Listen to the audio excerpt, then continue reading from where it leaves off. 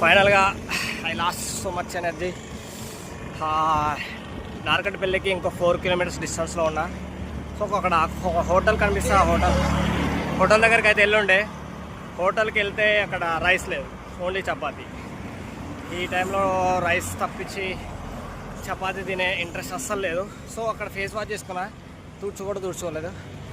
So again I started our journey అయితే start చేసిన.